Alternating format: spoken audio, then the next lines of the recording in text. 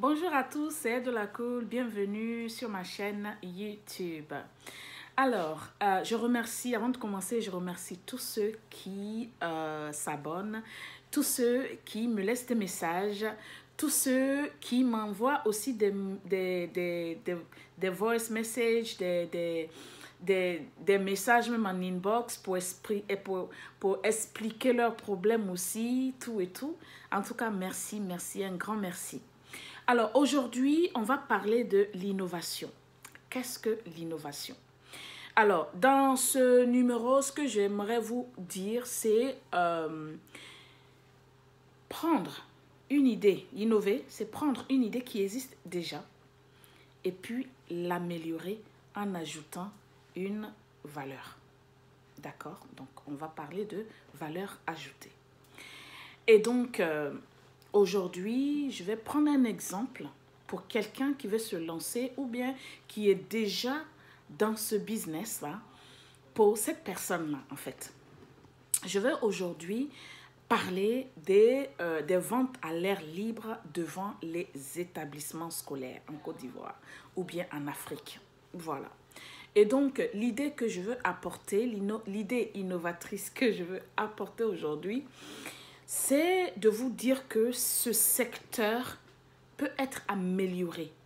Ce secteur peut être rendu mieux et meilleur. Vous pouvez prendre d'où c'est aujourd'hui et aller plus haut. Voilà. Donc, c'est cette idée-là dont je veux vous parler aujourd'hui. Mais pour mieux expliquer ce que je veux vous dire aujourd'hui, je vais vous donner un exemple, une expérience que moi j'ai eue. Et c'était en 2014 quand j'étais venue en Côte d'Ivoire pour une affaire. Et j'étais à l'hôtel pendant 3 semaines. Mais pendant 2 semaines, je mangeais de ces bonnes galettes. Très, très bonnes galettes. J'ai adoré. Moi-même, je fais les gâteaux à la maison. Des galettes à la maison ici. Mais pour cette personne-là, c'était moi. Et donc, il s'est arrivé 2 semaines après que j'avais un rendez-vous très tôt au plateau. Donc, ma petite qui vient me chercher, Yolande, qui vient me chercher tous les matins pour qu'on aille dans les courses. C'est elle qui m'envoyait des gâteaux, en fait, des galettes, ces galettes-là. Et donc, à chaque fois, les matins, je l'appelle, n'oublie pas mes galettes, n'oublie pas mes galettes. C'était devenu quelque chose. N'oublie pas mes galettes. Alors, j'ai mangé ces galettes j'ai savouré ces galettes pendant 2 semaines. Et puis, ce matin-là, quand elle arrivait, puisque c'était très tôt, la dame n'était pas encore prête. Alors, elle est passée sa commande et puis elle est venue me chercher. Donc, quand elle vient, on sort maintenant. Je me suis apprêtée. Quand on sort, quand on arrive au niveau de la dame, elle me dit, ah, c'est la dame là qui vend. Je dis, ah. Donc, j'étais derrière elle, donc le temps d'arriver à son niveau. Et puis, boum, je vois la dame. Les gars, j'étais dégoûtée. J'étais très, très abattue. Pour vous dire, hein, j'étais vraiment...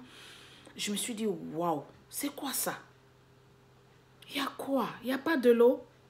Mais la dame était dans un de ses états vraiment crasseux. Elle-même, la dame.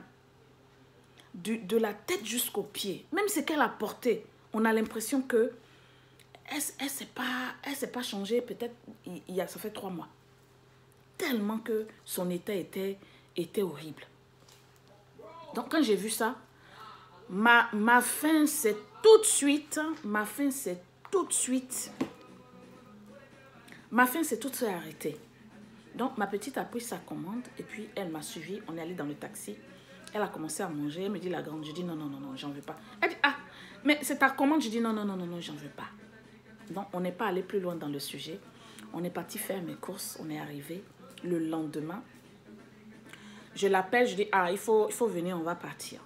Donc, mais je lui ai rien dit. Donc, elle a commandé ses gâteaux. Elle est venue me voir. Donc, elle est venue, elle a mangé ses gâteaux toute seule. Moi, je n'ai pas voulu manger les gâteaux.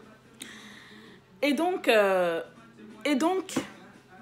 l'état de cette dame-là fait que j'étais plus intéressée. Je n'étais plus intéressée. Alors, tout ça pour vous dire quoi? Pour vous amener à l'idée d'aujourd'hui. J'ai qu'une seule idée aujourd'hui de business que vous pouvez faire. Surtout, rénover ce qui est déjà sur place. D'accord? Je parle aussi, ce message est aussi pour celles qui sont déjà dans ce business et qui veulent apporter ça plus haut, qui veulent encore rendre ça mieux. Et donc, je me dis, pour un jeune ou une jeune qui veut commencer dans ce genre de business, vous pouvez déjà contacter, faire un petit dossier, contacter les directeurs d'école, des établissements et leur expliquer votre valeur ajoutée, la valeur ajoutée que vous pouvez apporter dans ce secteur-là.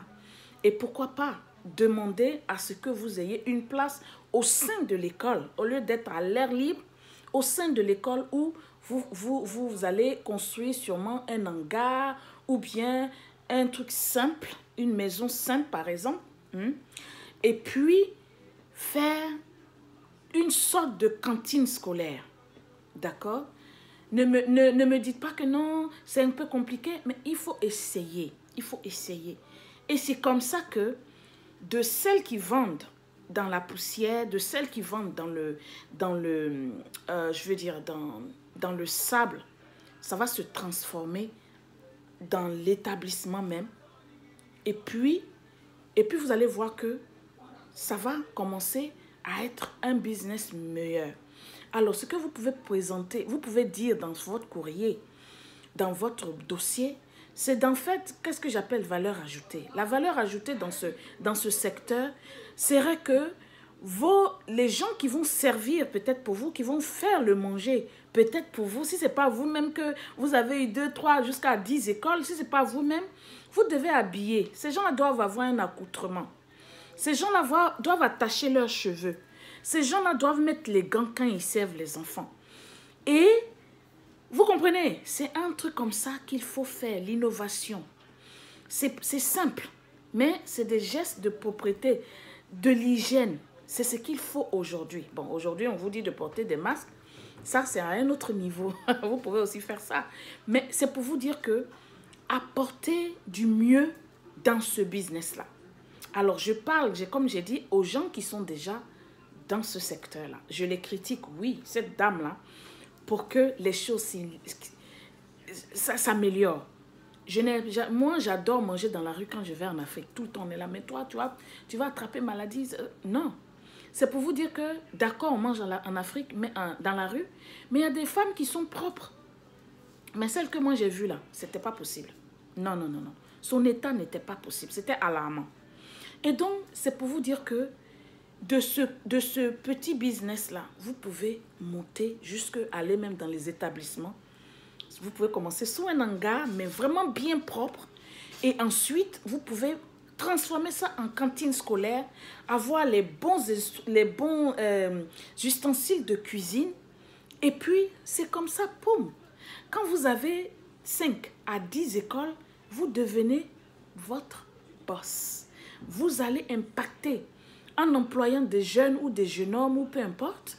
Vous allez impacter en changeant les choses. Et c'est de ça qu'il s'agit. C'est de ça qu'il s'agit en fait. C'est de ça qu'il est question. Faites de ce qu'il existe déjà un bon business. C'est de ça que je parle. Vous comprenez? Et donc, quand on veut innover, le besoin qui était déjà là, on prend ce besoin-là, parce que ce besoin-là existe déjà. Donc, vous transformez ce besoin-là en bien.